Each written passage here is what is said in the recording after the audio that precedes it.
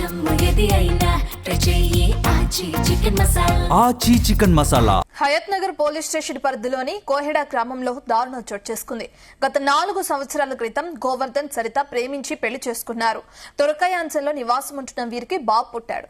బాబు పుట్టిన కొన్ని రోజులకే ఆయన అమ్మేసి సరిత మరో వివాహం చేసుకుంది. ఇక అక్కడితో ఆగకుండా బంధువులతో కొట్టించింది. దీంతో మనస్తాపం చెందిన గోవర్ధన్ కారులో తన ఫోన్లో వీడియో చిత్రీకరించి ఉరేసుకుని ఆత్మహత్యకు పాల్పడ్డాడు. వీరిద్దరికీ సంబంధించిన సమాచారం ఫోన్లో ఉందని సూసైడ్ లేఖ రాసి ఆత్మహత్య చేసుకోవడంతో గోవర్ధన్ తల్లిదండ్రుల ఫిర్యాదు మేరకు కేసు నమోదు చేసిన పోలీసులు దర్యాప్తు చేపట్టారు.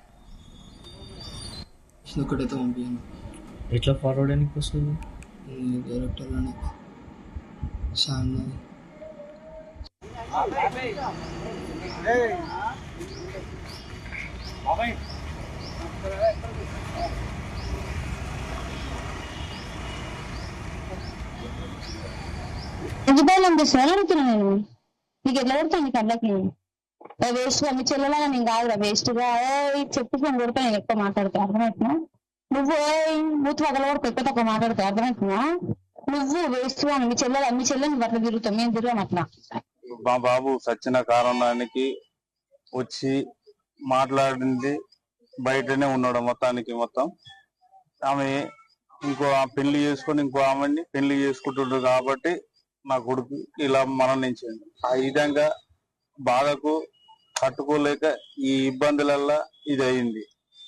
ఆయన చేసిన ఎవరిని చేసింది మాకు చెప్పలే. నా కొడుకుకు కారణము సరితా గౌడ్. దాని కారణంగానే నా కొడుకు సూసైడ్ చేసుకుని చనిపోవడం జరగడం అయ్యింది. ఇంకొక బాబును గాని వేరేటోతో పెళ్లి చేసుకుంది.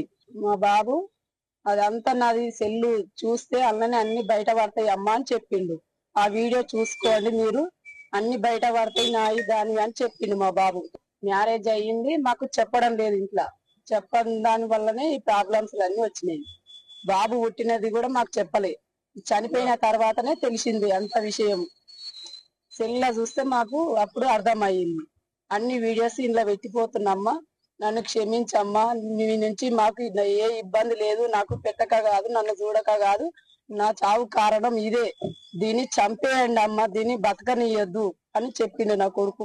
మా అన్నయ్య కొడుకు కెమెరా నడిపిస్తాడు. వాడు ఇంటికి వచ్చేసినప్పుడల్లా అమ్మాయి ఒక రోజు గురువారం ఇంటికి వచ్చిండు. ఇంటికి వచ్చేసి అమ్మ నాన్న డాడీ నిన్ను అమ్మాయిని ప్రేమించిన పెళ్లి చేసుకోవాలనుకుంటున్నాను చెప్పిండు.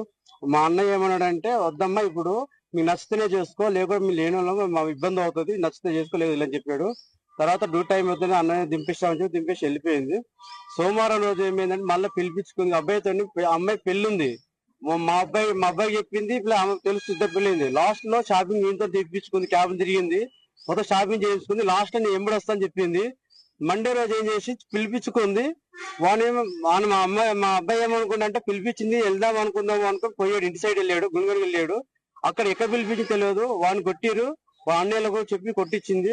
వాడు మొత్తం దాన్ని తట్టుకోలేక ఇంటికి వచ్చేసి క్యాబ్ లో కూర్చొని వీడియో చేసి ఆ వీడియోలో పెట్టేదాకా మాకు తెలియదు. ఎట్లా ఫార్వర్డ్ అని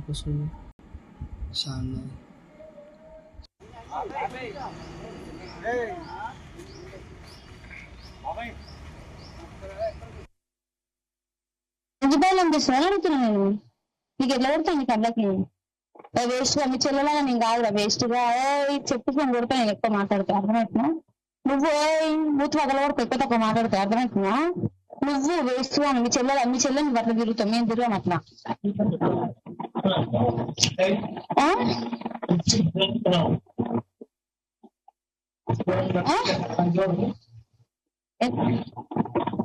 ఎవరైతే నీకు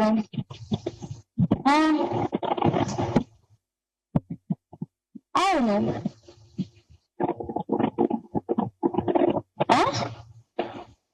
ఒక్కసారి ఎక్కువ తక్కువ మాట్లాడినా మంచిగా ఉండదు చెప్తున్నా. నేను ఇరా వేస్ట్ గా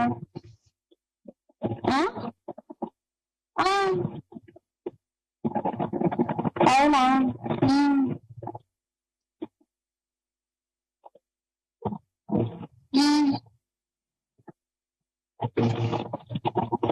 చావు చచ్చిపో.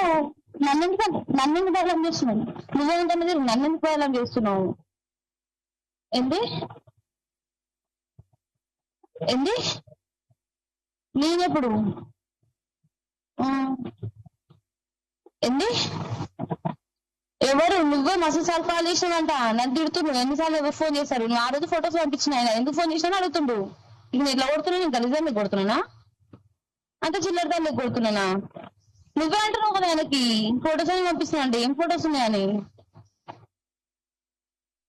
ఎవరు చెప్పి నీకు చెప్పు తీసుకుని కొడతా అర్థమవుతుందా ఎక్కువ తక్కువ మాట్లాడితే నన్ను చచ్చిపో నన్ను డైలాగ్ చేస్తున్నావు నీ అంటే నువ్వు మీ చెల్లలాగా నేను కాదు ఒకటైతే పంపించాను ఎట్లా ఫార్వర్డ్ అని వస్తుంది డైరెక్టర్లోనే చాలా